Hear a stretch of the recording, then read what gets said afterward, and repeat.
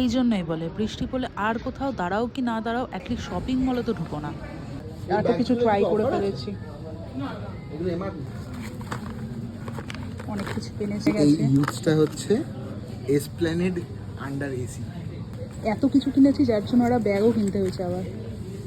আর এই দুটো দেখার জন্য কত দাম? এইটা তুই দিচ্ছিস তাই তো, পুরোটা gift? Rainy day gift? Rainy day? Rainy day gift. এইসব আবার কবে থেকে হয়? তাহলে তাহলে কেমন কেমন লাগছে সাক্ষ্য? কন্ডাক্টর লাগছে না? কেপিএমজির কন্ট্রাক্ট।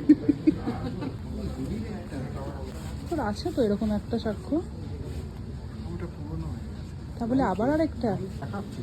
আমরা একটু ইম্পালসিভ করতে এসে একটু বেশি বাড়াবাড়ি ইম্পালসিভ করে ফেলছি না? ব্যাগটা কিসের জন্য লাগে তুমি জানো বেসিক্যালি?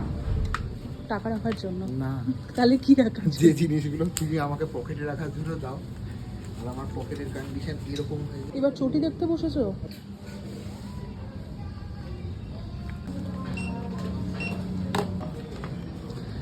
একবার বিল করিয়ে আবার এসেছে দেখতে। নিয়ে নাও, ল্যাপটপ রাখার জায়গাও যখন আছে। Luggage look আছে।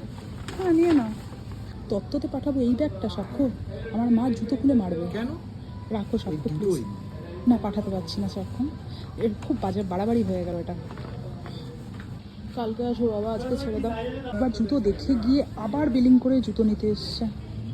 শপিং করা হয়েছে না, হ্যাঁ। একটা জামা কাপড় নয় কিন্তু, নোইজ জামা কাপড়। সাক্ষ্য ইম্পালসিভ সানডে শপিং। একটা চা খাবে? আগে দোকানটা থাকতে হবে চা খাওয়ার জন্য। এই পেছনে জামার এই কালারটা বেশ ভালো লাগছে। হ্যাঁ? পেছনে জামার কালারটা বেশ ভালো লাগছে। যে কিনেছে দেখতে হবে। কি চয়েস করেছে সেটাও তো দেখতে হবে।